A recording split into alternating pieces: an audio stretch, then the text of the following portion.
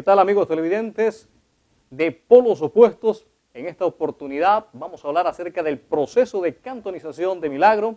Para ello contamos con la grata presencia del licenciado Víctor Hugo Vicuña, a quien le damos la más efusiva bienvenida a nuestro programa. Gracias por estar aquí, por compartir con nuestros amigos televidentes la historia, el génesis, dónde empezó, dónde se gestó este proceso que ahora se llama San Francisco de Milagro. Un gusto tenerlo aquí.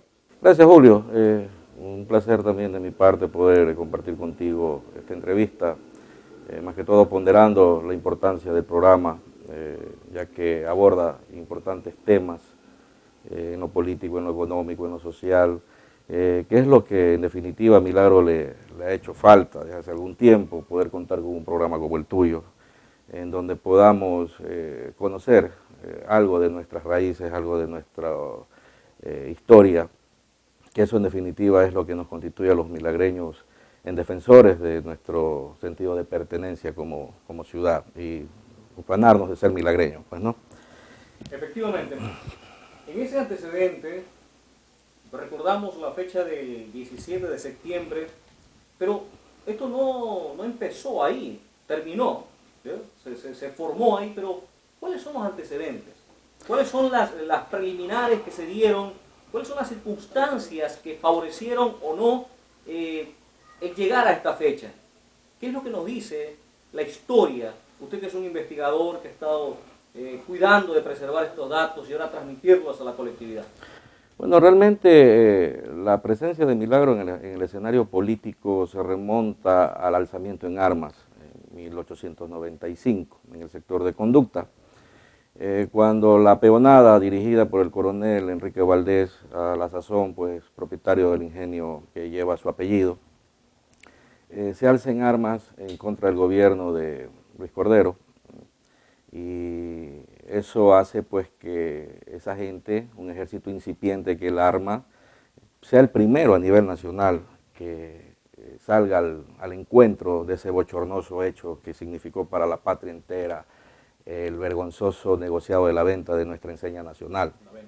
La venta de la bandera nacional, exactamente. Y esa fue la chispa, el detonante que va a dar inicio un año después, el mismo año, el 12 de febrero de 1895, va a dar inicio para que el 5 de junio se consolide la revolución liberal en el Ecuador, encabezada por el general Eloy Alfaro. Luego, pues, el Partido Liberal va a entrar en un proceso de cisma, porque se crea una división entre los liberales radicales y los liberales. No nos olvidemos que los liberales radicales los encabezaba el general Alfaro, Pedro J. Montero, Flavio Alfaro. El famoso tigre de Bulubulo, exactamente, que va a tener un desenlace trágico en la gobernación del Guayas cuando lo decapitan y botan su cadáver por la ventana. Entonces esos hechos van a marcar el fin de la revolución liberal, y digo esto porque ya el 28 de enero de 1912 pues comienza el martiriologio de Eloy Alfaro y su posterior entrada a la inmortalidad. Por eso es que Alfaro lo recordamos como el reformador del Estado ecuatoriano, ¿no? Y esos hechos lamentables tienen un antecedente, como bien tú señalas, porque el proceso de cantonización no se inicia con la creación del Comité 18 de enero de 1912. Ahí hay un antecedente histórico que lo encontramos en 1904, cuando se presenta al Congreso de la época el primer proyecto de cantonización de Milagro. Ese proyecto no prospera por un sinnúmero de razones, y más que todo porque no nos olvidemos que Yaguachi, un cantón que tenía ya pocos años de haber sido elevado a categoría de tal, 1883, era un fuerte de los liberales. De ahí era nativo justamente el tigre de Bulubulo, el que tocaba hacer referencia. Entonces jamás iba a permitir Yaguachi que una parte de su territorio sea desmembrado, y peor todavía por motivaciones políticas, que en definitiva es una traición que se da, que cuesta sangre, sudor y decepción al mismo tiempo, porque el sacrificio que tuvo que pagar Yaguachi fue muy alto. No nos olvidemos pues que Milagro en su suelo fue el primero en contar con un ingenio. Fue donde se comenzaron a gestar la obra del ferrocarril. que va a unir la sierra con la costa. Y esos indicadores van a motivar un avance, un progreso, que felizmente, bueno, hasta el día de hoy nos vemos beneficiados. El llegar la industria del ferrocarril, el llegar la máquina, el traer personas de otras regiones, hace justamente de Milagro lo que reseña la canción, una ciudad cosmopolita. Sí, por supuesto. Milagro es una tierra muy acogedora para, no solamente para los ecuatorianos del resto del país, sino también para otras personas que llegaron de latitudes remotas del globo. Aquí no solamente que han venido bolivianos, han venido chinos, han venido franceses, italianos, sino una gama de culturas que han ido moldeando un nuevo desarrollo cultural, artístico, gastronómico inclusive en nuestra ciudad. Y eso lo encontramos precisamente por esas dos vertientes, que son el ferrocarril primero y luego el Ingenio Valdés en 1884. Y para no desapegarme un poco de la parte que te estaba explicando, cuando no se da ese primer intento, por las razones ya explicadas, no prosperó. 9 años más tarde sí, en 1913, pero cuando ya desaparece Alfaro de escena, del panorama político ecuatoriano, se insiste nuevamente en el proyecto. Es revisado por el Congreso de ese entonces, había una oposición muy férrea de Yaguachi. No nos olvidemos que un peso gravitante en decir no. Por supuesto, sí. Y muy a pesar de que en aquel entonces ya el general Leonidas Plaza pues ya ocupaba el solio presidencial. Fue la transición entre el gobierno de Carlos Freire Saldumbide, cuando asesinan a Alfaro, y luego la asunción del general Plaza. Y ahí viene lo anecdótico. Luego de haber combatido junto a Alfaro en la venta de la bandera en 1895, el coronel Valdés se pasa de una manera muy sospechosa al bando liberal del general Plaza, y él es quien combate a las huestes que habían quedado del general Alfaro. Los combates lugartenientes, sí, sus lugartenientes prácticamente. Ahí se van a suscitar los combates de Yaguachi, Huigra y Naranjito. Y por eso es que el nombre del comité pro cantonización de 1912 lleva el nombre de 18 de enero. Es decir, no fue una cosa espontánea, sino más bien fue una especie de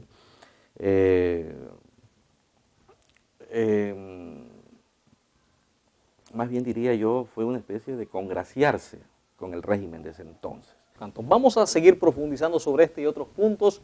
No se despeguen de nuestra sintonía. Breve pausa en este programa.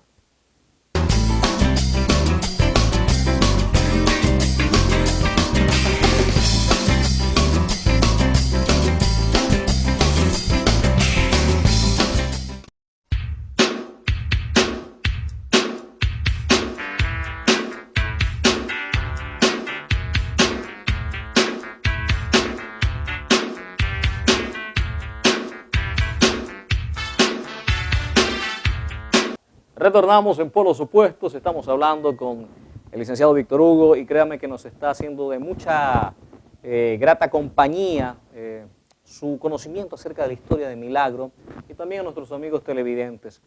Para continuar en la misma temática, ¿no? ¿Qué papel juega el coronel Concha dentro de este momento histórico? ¿Ya? ¿Qué sucede con él? Bueno, es una figura muy gravitante dentro de la historia nuestra, dentro de ese proceso mismo de cantonización. Como decía hace un momento, el coronel juega un papel determinante dentro de la toma de decisiones.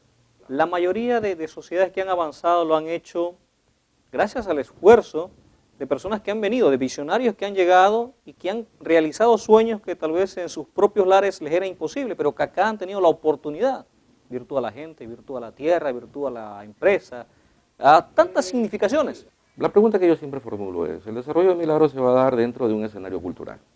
¿Quiénes son los motores que van a impulsar ese desarrollo cultural? Maestros, educadores. ¿De dónde vinieron? De Manabí, de Babahoyo, de la Sierra. Los empresarios, ¿de dónde van a venir? Van a venir de Guayaquil, van a venir de Paute.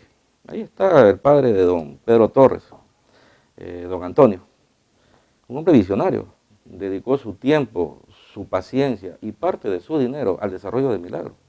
Entonces, no nos quejemos de que el afuereño no ha venido a desarrollar aquí en Milagro. Y tenemos otro personaje más reciente, y no es que estoy haciendo propaganda, pero así es la historia.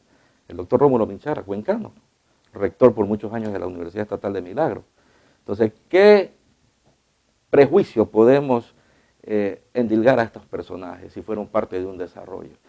Lo que pasa es que los prejuicios políticos que nos encierran en enconos no nos hace ver un poquito más y revisar la historia y poder encontrar un porqué al momento actual que vivimos los milagreños.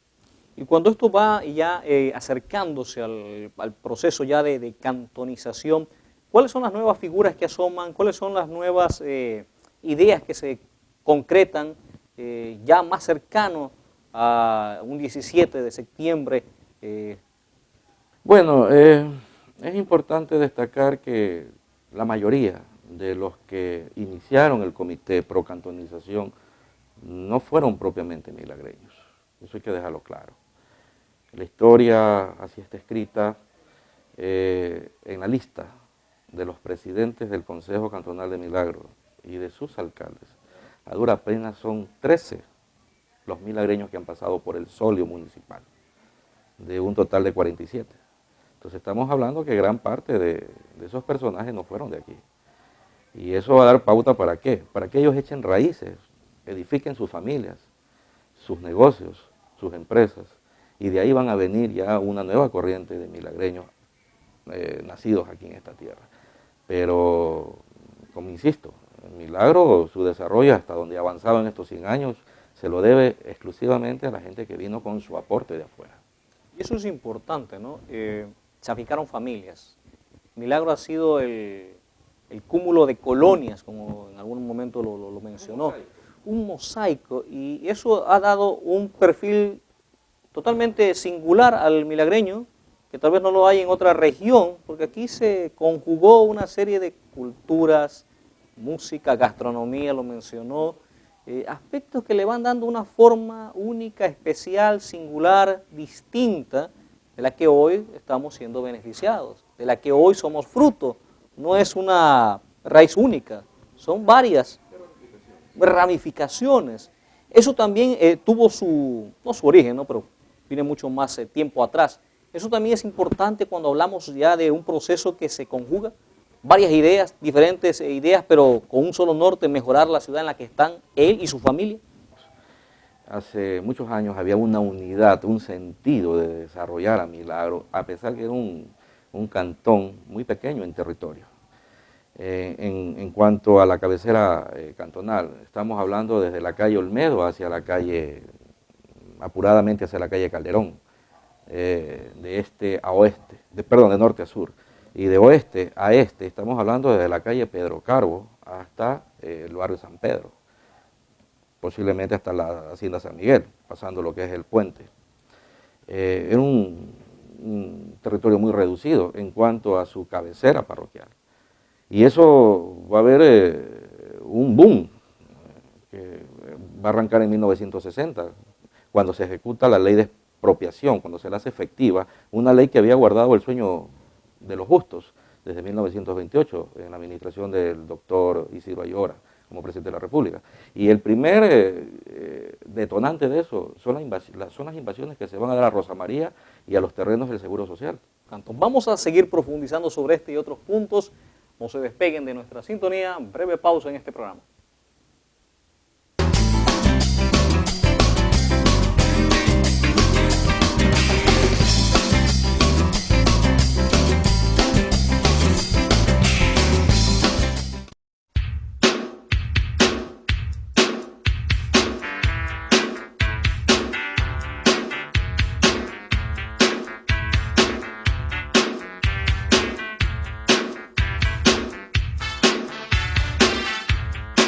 Retornamos en polos opuestos, continuamos conversando y estábamos hablando de cómo se expanden las ciudadelas en Milagro gracias a la ley de expropiación que permite que ya no solamente sean determinadas calles como lo había delimitado norte, sureste, oeste, sino que se vayan expandiendo y cada una de ellas ha sido significante también en el crecimiento de nuestra ciudad. Son ciudadelas históricas, son sitios en los cuales encontramos incluso a familias ilustres que han dado mucho en apoyo.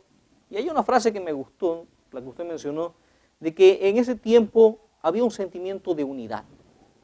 ¿Cuánto ahora vemos que hay que se dividen tantos criterios y tantos pensamientos o polos? Pero me encantó eso de que en los primeros albores del proceso de cantonización había un sentimiento de unidad, de apego, de defensa, aun cuando esto costó, como lo mencionó, sangre, sudor y lágrimas. Efectivamente, y lo paradójico de todo esto es que ese sentimiento de unidad no fue propiamente de milagreños, sino de gente que vino acá. Más bien el milagreño actual es como disociador, enemigo del propio milagreño. Si hay un milagreño que está triunfando, hay otro que lo está criticando. Si hay uno que ha avanzado profesionalmente, académicamente, empresarialmente, denostamos un sentimiento de fastidio, de odio. Pero eso obviamente lo encontramos en una impotencia de no poder haber avanzado hacia donde ha avanzado ese otro milagreño. Yo siempre he sostenido que Milagro es la ciudad donde se inventó el palo encebado. Porque es común ver a un milagreño nuestro, cuando está llegando algo, a un sitio importante, atrás de él hay otro que lo quiere bajar, ¿no? Y después renegamos, milagros para los milagreños. O sea, hay una dicotomía en ese sentido, ¿no? Y es peligroso porque eso nos vuelve obsesionados, nos vuelve fanáticos, y el fanatismo es muy peligroso. Y cuando decía eso de la unidad, es porque esas primeras personas que lucharon por el progreso de Milagro, nunca estuvieron viendo de dónde eran o si nacieron aquí. A ellos les interesaba la ciudad en su conjunto, en su desarrollo, en su formación.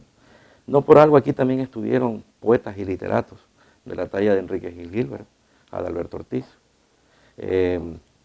Estuvo también Luisa Martínez. Es decir, los dedos de las manos nos quedan cortos para poder enumerar la cantidad de intelectuales, poetas, escritores. ¿Qué los atraía a esta tierra? ¿Qué los atraía a esta... El agro, fundamentalmente el agro, el montubio. No nos olvidemos que nuestro pan se inspira justamente en el montubio milagreño. Y aquí cuando se escribe nuestro pan,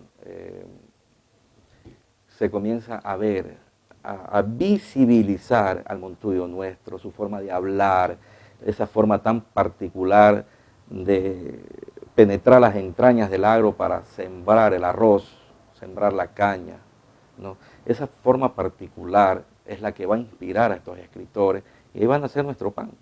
Ahí van a hacer Juyungo, de Adalberto Ortiz. Y Juyungo nace en 1940 y algo, en la casa donde vivió don Julio Viteri, frente al antiguo colegio Otto Rosemena. Es decir, la historia nuestra es rica, pero hay que conocerla para amar a la ciudad. A la ciudad no se la ama solamente cuando estamos próximos a celebrar un aniversario más de cantonización. A la ciudad se la ama todos los días y todos los días se aporta con ideas, no descalificando a nadie en particular, porque todos tenemos derecho a opinar, pero también tenemos la responsabilidad de proponer más allá de opinar.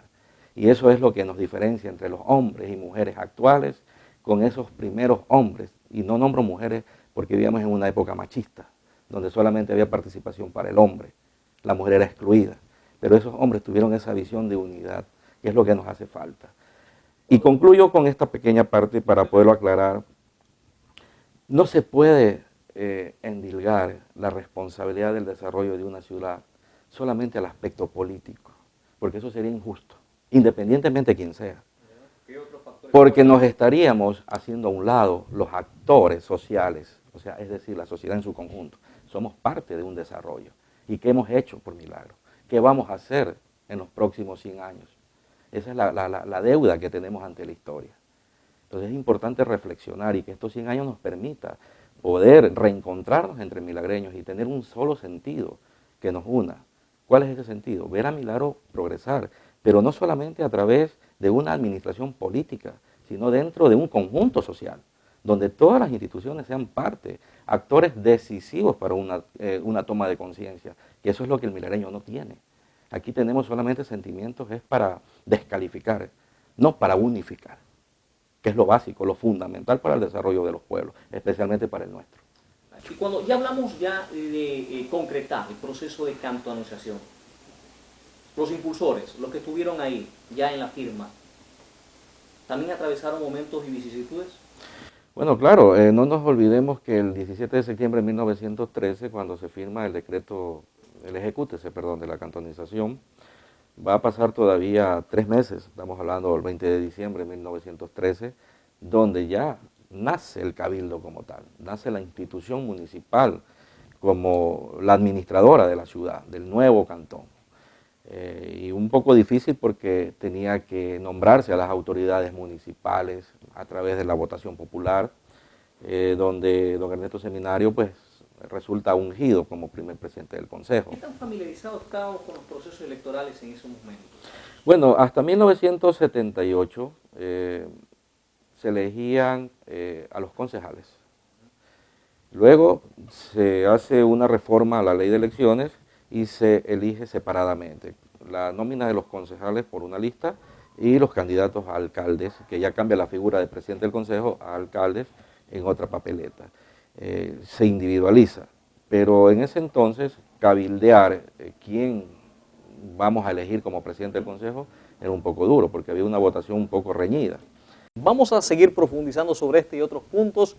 No se despeguen de nuestra sintonía. Breve pausa en este programa.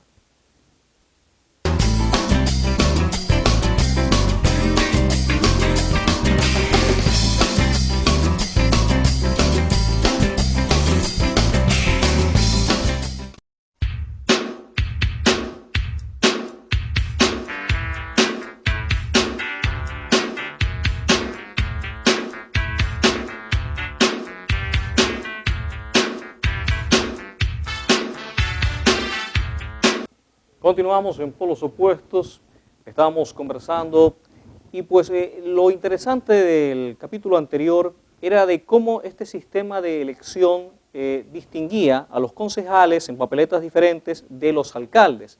¿Por qué se daba esta situación que obviamente ahora acá es diferente? ¿Cuál fue el justificativo de ustedes que más o menos hurgan en las crónicas y en todo esto? ¿Cuál fue la justificación ahí? Bueno, eso fue una modalidad. No nos olvidemos que en 1946, más o menos, si la memoria no me es ingrata, se forma o nace el Tribunal Electoral, ¿no? Y a través del tiempo va a tener la ley de elecciones sus transformaciones, ¿no? Y era una forma de elegir, que el pueblo elija a sus ediles, esa era la palabra, los concejales municipales, y entre ellos elijan al presidente del consejo. Posteriormente eso va a cambiar, como lo acabo de manifestar, y ya con las elecciones, el retorno a la democracia en 1978, ya cambia esa figura y se individualiza. De pronto, para evitar este tipo de juegos y maniobras internas, porque la historia también nos ha demostrado que no fueron tan limpias algunas elecciones. Se hacían pactos entre los aspirantes, por decir un ejemplo, no voy a dar nombres, aquí en Milagro, en una época hubo un pacto entre liberales y velasquistas, donde iban a alternar la presidencia del consejo, es decir, un año uno, al año siguiente otro, pero ese pacto fue irrespetado. Y al que primero lo eligieron, luego lo reeligieron 3 veces. Entonces, no era tan noble esa forma de administrarse para poder alcanzar esa... Visualizando eso, entonces tuvieron... Y de ahí van a nacer también los caciquismos, van a nacer ese tipo de imposiciones, ¿no? Entonces, luego se tomó esa decisión, ese cambio a la ley para individualizarlo. Es decir, el candidato a alcalde que tenga la mayor aceptación dentro del universo electoral era el que resultaba electo como tal, y los otros, los concejales, pues bueno, también tenían su participación. ¿Cómo nos fue en la primera organización ya con las autoridades propias, conformadas en este primer, ¿cómo se podría denominar? Presidencia de consejo. Bueno, don Ernesto fue un hombre muy motivador, un hombre muy apegado a la cultura. Como dije, había que reorganizar las finanzas, había que hacer de todo un poco, la parte administrativa, el presupuesto de ese entonces no... O sea, le tocó difícil la situación en ese momento. Claro que sí, el presupuesto de ese entonces no era tan prometedor como para empezar de lleno una nueva historia, ya como cantón. Habían ciertas limitaciones, estábamos hablando de un presupuesto de algo así como 2.000 sucres. Fue una cosa muy insignificante para los tiempos actuales, de pronto representativa para el momento histórico, pero igual no alcanzaba a cubrir las necesidades sociales de la ciudad. Estamos hablando ya para 1913 de una población de cerca de 8.000 habitantes y con un presupuesto reducidísimo ni siquiera alcanzaba un sucre por habitante. Entonces son muy distintas las circunstancias históricas del momento. Si podemos hablar de hitos históricos dentro de estas primeras administraciones, ¿cuál podría ser uno de ellos? ¿Hitos históricos en qué sentido? ¿Personajes? Más que nada en desarrollo para la ciudad. ¿Qué podemos remarcar que fue significativo dentro de estas administraciones que podemos recordar hasta la presente? Hay un personaje que la historia lo está olvidando, no lo está rescatando. ¿Cuál es? Es un personaje que le va a dar la vida, el motor a la ciudad. No nos olvidemos que sin la energía eléctrica los pueblos no avanzan, no progresan. Ese es un motor tremendo para el desarrollo de cualquier ciudad, de cualquier país. Y la figura de don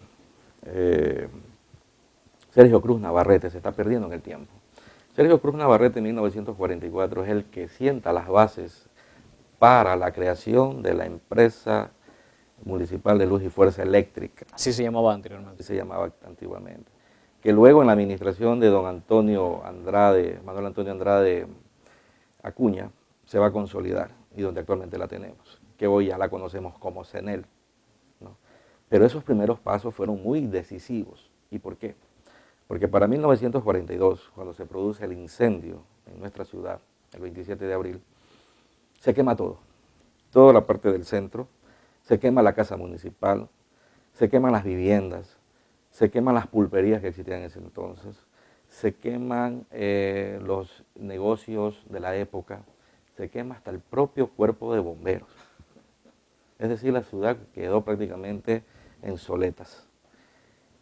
Pero la motivación que siempre tuvo el milagreño y el no milagreño era que no se dejaba adredar por estas vicisitudes, sino por el contrario, a empujar, a salir adelante.